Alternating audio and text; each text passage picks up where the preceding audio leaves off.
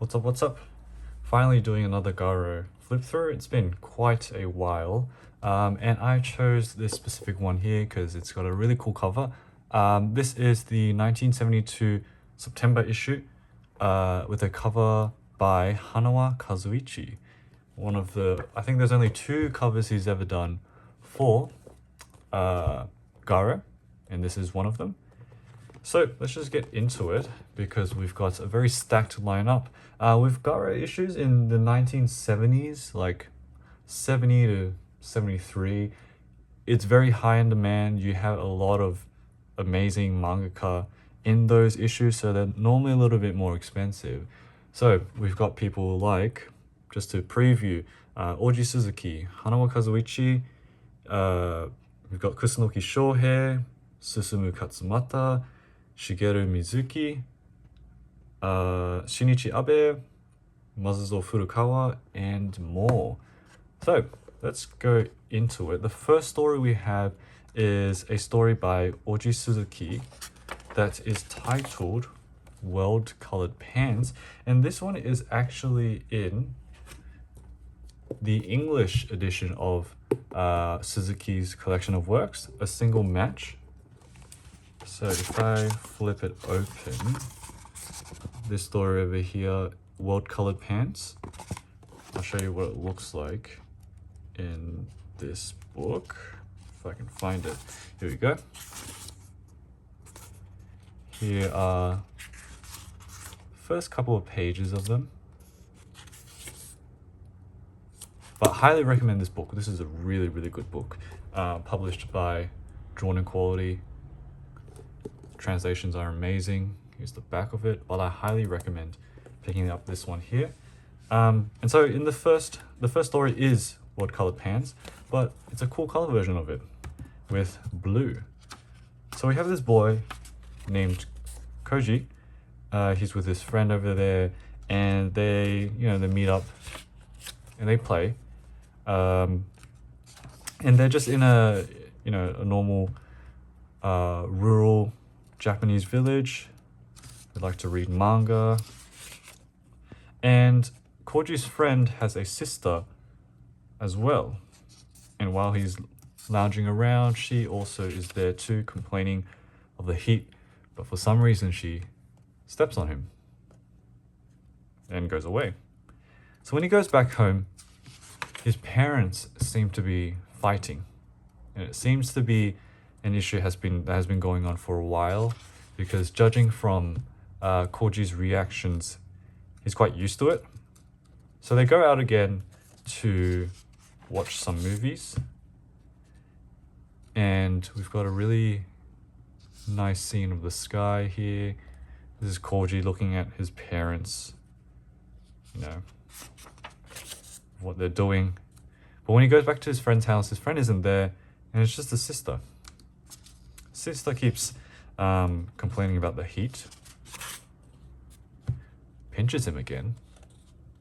Seems to like teasing him or annoying him. And she just out of nowhere goes up and just like flips him on his back, chokes him. Asks him like, does it feel good? That sort of thing. And it cuts to a scene where he's outside again by himself, just throwing a ball. Not a ball, throwing rocks. And we end the scene off there. So I believe there's actually a couple of differences with the English one, because there's no dialogue here. But what I noticed was in the English edition, let me just pull that up again. There seemed to be some different things happening towards the ending. So this is what was happening in the end.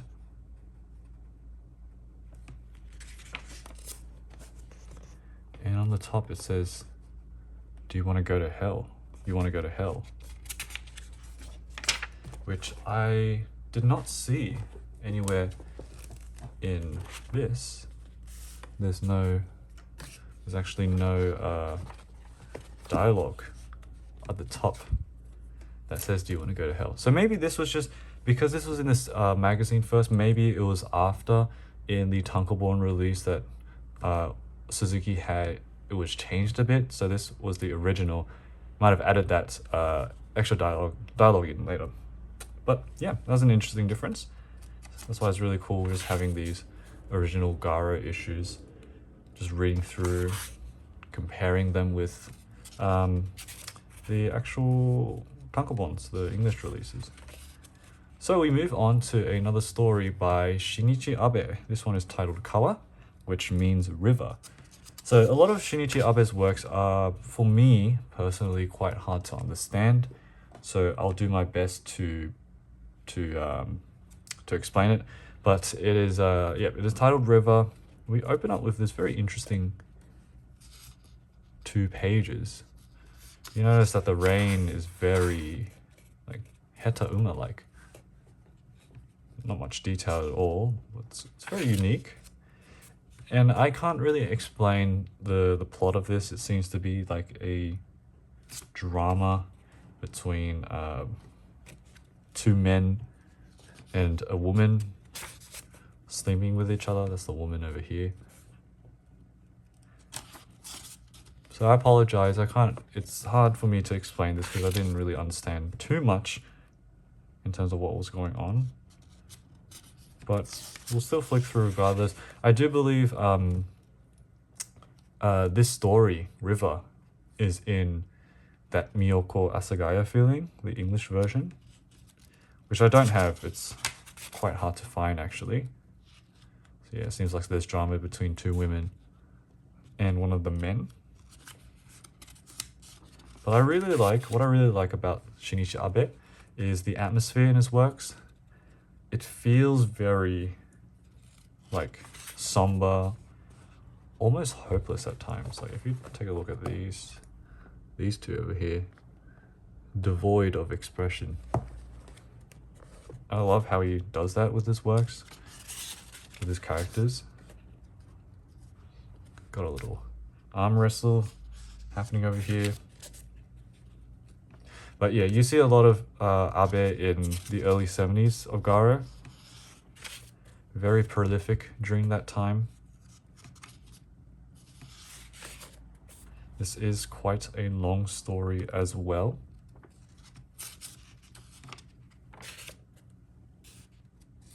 But yeah, if you read Japanese, perfect. If not, then appreciating the art, I think, is still enough. And we've got a little bit of an explicit scene, which I will flip through quickly. And yeah, it ends off there. Might have to censor that, we'll see. But yeah, Shinichi Abe, quite an interesting one. If you have Miyoko Asagaya feeling, the English version, it will be in that book. Okay, so we move on to another mangaka who was also quite present in the early 70s of Garo. We have Masuzou Furukawa, who is the founder of Mandarake. Yes, Mandarake, the gigantic second-hand Japanese book shop and toys and whatnot. Masuzou Furukawa was a mangaka and he was serializing quite a bit in Garo at that time. And this story is called A Breeze in September. And the premise of it is that we start off with these 2 women just talking to each other. But the premise of it is that they spot a mysterious person every year at the same place that can be seen playing a song in the wind. So this is a really cool way to draw the mountains. Very fluid. And here they go. Here we go. They spot this man who every year, same time, same place, he sits down in the mountains and plays a song in the wind. And here he is singing. I really love that, the way he draws the hair here. Super dynamic, end the story off there. I'll have to censor that. Quite an interesting one too. Masuzou Furukawa. I did show off one of his books in a manga haul way back when, so take a look at that. I've got a manga haul playlist. It's in one of those. Okay, the next story is a very short one too. I have shown this story before because it is, let me just get the book here. This is a story by Hanawa Kazuichi, and it was in this tankobon as well. I've done a full spotlight on this book, so check that out if you want to. But this story is called The Hunter. It is in that book as well. Very short. It is about a serial killer, pretty much, just living in the mountains, who sets up traps to capture people from the village that come up. So there he is here, there he is here. He's just a murderer. And one of the girls managed to escape. It's quite a short one, but the art again is always amazing with Hanawa.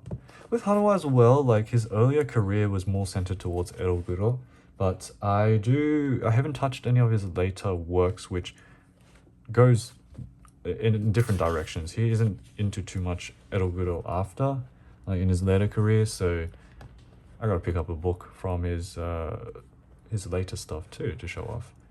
Okay, now we move on to a story by Kusunoki Shohei, which I don't really like too much in terms of his stuff, and so I normally just skip through it.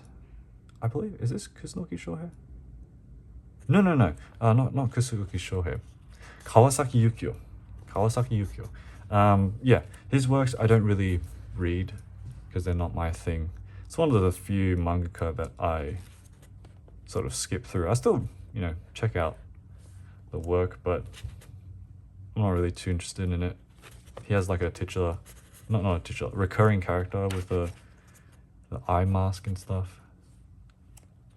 So I'll just quickly flip through that. Can still very much appreciate the art though.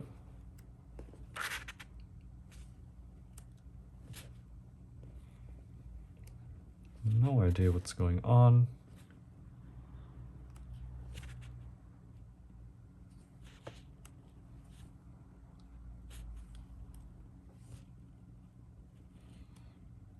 And there we go. That's the end of that.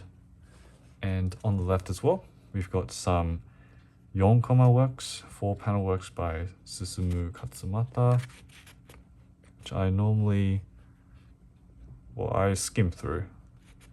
I prefer Katsumata's longer works, but he started off doing these short pieces and then sort of moved on to do some other longer stuff. Okay, next story. What is this story here? Sorry, I'm just looking at my notes. Did I write this down? Maybe I didn't. The story is called Kani mo sena bo. Okay, I remember this one. This one was hard to tell. I didn't understand exactly what was going on. So the story is by Shintaro. I'm not sure what it translates to. I will have to check again because it's been a while since I read through this story, but it has to do with, from my memory, this family here, the mum throws off a baby off a bridge. I feel like Kanimo, is it a saying? Maybe the title is a saying. I will put all the information in the description once I check it out more, because I wasn't able to find too much about the story, the title. And maybe it seems like it's a karma thing. This woman, I'm not sure if this woman's the same woman that fell down. But yeah, I will try to put an explanation of that in the description. So I've got a Shintaro advertisement. You recognize this. This is Hayashi Seiji. Advertisement for the red colored elegy. We'll skip over some of the essays as well. This is really cool. I'm not too sure what this is. Garo Independent. Interesting. I'm actually not too sure what this is.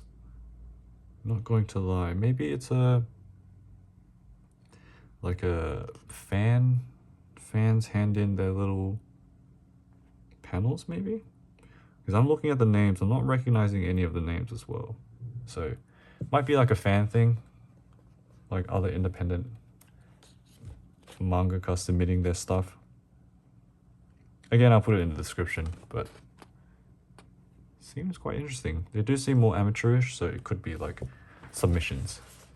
Okay, next story. This one is a short one. It's called Donjara Boya by Tani Hiroji on the left. And it seems to be just an elf boy having fun in the forest. Some weird shenanigans with unicorns, frogs. I forgot the name of this creature. A fawn? No, I forgot. Like a goat, walking goat. I forgot the name of that in English. But yeah, seems to just be him having fun and just falling into a pool. But all the dialogue is like feels like a song. Like don don jarara, don jarara. Feels like a song. But very short one by Tani Hiroji. He was the mangaka that did Guns N' Roses, which I've shown in my Weird and Wild manga spotlight video. But yeah, next one. This is a story titled On the Local Line by Tsukasa Nodai, which is my very first time reading a story from this mangaka. Not much in the past I've ever seen of his name, but this one's a pretty interesting one. Number one, because all the panels, they don't have any borders on them, so they're just split apart by the white space. But it's about a man who's on a train, and a girl and her mum, they enter the train, but the girl starts saying some weird things about her mum being a witch and that she's at risk of being eaten, and then some monsters start appearing outside. It's a very creepy environment. The girl continues to say some really weird stuff. And this man here appears. He is wearing a hat, but you cannot see his face at all. It's completely hidden. Also got some other weird creatures outside as well. But the man with the... Oh, this is a reference to the Goya painting as well. Mom goes up. But the man, he's still there. You can't see his face. Just sitting inside the carriage. And our main character is getting a bit nervous. Doesn't know what's happening. More weird stuff starts to appear. There's like witch outside. And got a little scene here where the hidden face man goes straight for the kill. But that was in his imagination. It's him just being scared. And the story ends with the narrator being confronted by that man just standing there. That is a very intimidating drawing. And then the girl walking away with her mum with kind of a demonic face as well. So maybe it was the girl doing this entire thing. Maybe she was the witch. Who knows? No idea. That was an interesting one. Tsukasa Nodai. First time I've ever read a story by them. Not sure if they have any other stories in Garo. I will check that too. But yeah, another story that another mangaka that I've never encountered before. This person's name is Hoshikawa Tadashi, and The story is called Nani, which means what. I didn't realize there was a big need for censorship in that story. Forgot about that. But this one's a really cool one as well. It's not really dialogue based, text based, mainly big illustrations like this. It honestly seems like just this person getting killed, tortured. He goes and fights different monsters. But I love how like big the art is. And by big, it's just one big panel on each page. Because he seems to just be having the worst time of his life. He's getting chomped up by monsters, gets stuck in books, gets stepped on by someone. And he's just getting tortured. It's insane. I don't know why this is happening at all. This is not a part of a series or anything. It's just him just getting tortured, which is wow. Yeah. And that was the whole story. It was called What or Nani by Hoshikawa Tadashi, who has done other works in Garo before, although this is, again, my first time encountering their stuff. So, yeah, that was a really interesting one. Love the art, though. Quite unique. Here we got here. We've got an advertisement for Akasegawa Genpei.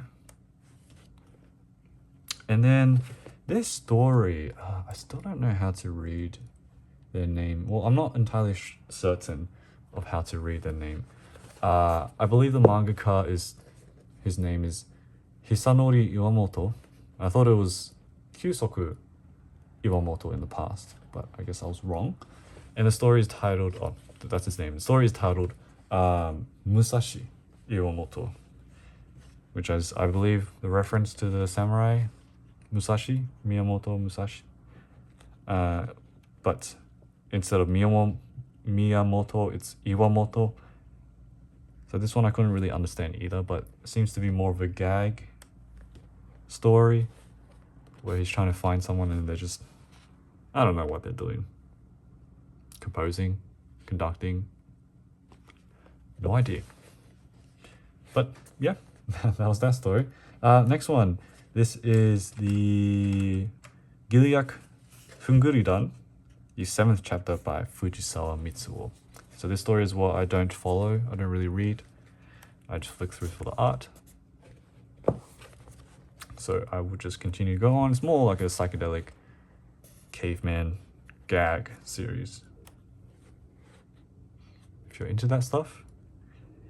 Like the style of his artwork reminds me of Sasaki Maki, like Iwamoto before as well, Ryuzan Aki, the nonsense mangaka, gag mangaka, that sort of thing. But yeah, that was by Fujisawa Mitsuo. And now we arrive to, I believe, the second last story of the issue, and this is actually the last chapter of a series by Mizuki Shigeru titled Hoshi o tsukami sokoneru otoko, which means something like a man who misses the star, and it's the final chapter. So this is a long-running series that had been serializing in Garo, and this just happens to be the issue where the last chapter was serialized. And so if you don't want spoilers, I guess, I mean, it's not, I don't think it's translated in English, but spoilers just in case. It's a very, the last page of this is very cool. You've got a beheading. So it's a long-running series. Again, I know it's based on like a true story, I think. Well, it is a historical work, but there's a double page spread that's insane in this. It's very iconic in terms of Mizuki's style. Here we go. Here is that page there. A double page spread of a couple of people walking in the rain. I think they're carrying the corpse. Not too sure, but let's zoom in. Just looking at the detail.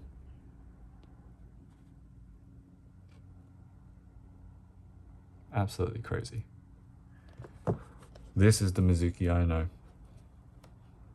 Insane artwork. All the time. Especially with his backgrounds. Like, he's known for all of his photorealistic backgrounds anyways. But yeah, that is the end of the saga. That was A Man Who Misses a Star by Mizuki Shigeru. And we just have one small work. This is by Ryuzan Aki, another nonsense gag mangaka serializing back then.